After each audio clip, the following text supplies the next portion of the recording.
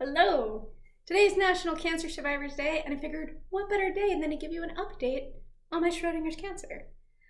So 3.5 years ago, I made a video talking about my Schrödinger's cancer, as I had dubbed it, because I both did and didn't have cancer, kind of depending on a lot of strange circumstances. And 3.5 years later, I still don't know if I have cancer or not. And I never thought it would take this long to sort it out. The problems that existed then still exist. I still have a lot of thyroglobulin antibodies, which bind to the thyroglobulin, which would let us know if I have cancer. My neck is still super tiny, which makes it really hard to see tumors and whatnot. I have what I've dubbed a maybe baby tumor, I guess it's a toddler now, which is pretty small. It was 3 by 3 by 2 millimeters. Now it's 4 by 4 by 3 millimeters, which is like half of a pea residual. And it was 1.5 centimeters, so like a marble, before I had radiation back in late 2018. So it shrunk, but it's still there. And then it's the question, well, it could be scar tissue, but scar tissue shouldn't grow. It's a hot mess. And, but there is an update, kind of creepily timed. Someone commented on my Schrödinger's cancer video asking if there was an update because it had been years. And the creepy part is a week prior to that, I had a biopsy. So even though the maybe baby tumor has been like very slowly growing, it's also way against my trachea, so it's hard to biopsy, and we've just been watching it. But the last ultrasound showed uptake in, no, there is no uptake. I haven't had that kind of a scan. The last ultrasound showed one of my lymph nodes is twice the size as it should be. And that was an increase from 6 months prior. So, you know, generally we don't like lymph nodes to grow. And when I had cancer the first time, it had spread to some of my lymph nodes.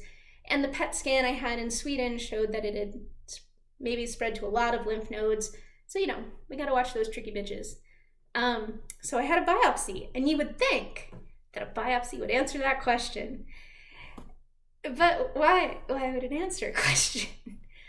The results came back non-diagnostic, which is the nice way of saying we fucked up and we couldn't actually analyze your sample. So even with biopsy results, Schrödinger lives or doesn't live. Who the fuck knows? Maybe I've got cancer, maybe I don't. The odds keep getting higher that it's cancer, but it's still not officially cancer. I still have not had a PET scan. Insurance won't pay for it. I have had a radioactive iodine scan, which still came back negative, but doesn't mean anything if mine's resistant to iodine. So all the things that I mentioned in the last video still carry on. My antibodies are still through the roof. Yeah. So I am getting a new biopsy. Unfortunately, it won't be till the end of July because the area is disturbed and it needs to rest and recuperate before they biopsy it again, I guess. So maybe I'll have an answer in the fall.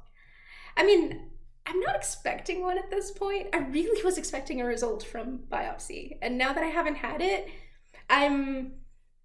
it's just funny. Like, I mean, it's not really, but also hilarious. Like 3.5 years. By the time I get these biopsy results, it'll be just shy of 4 years of maybe having cancer, which I feel is very talented. But that is the quick update.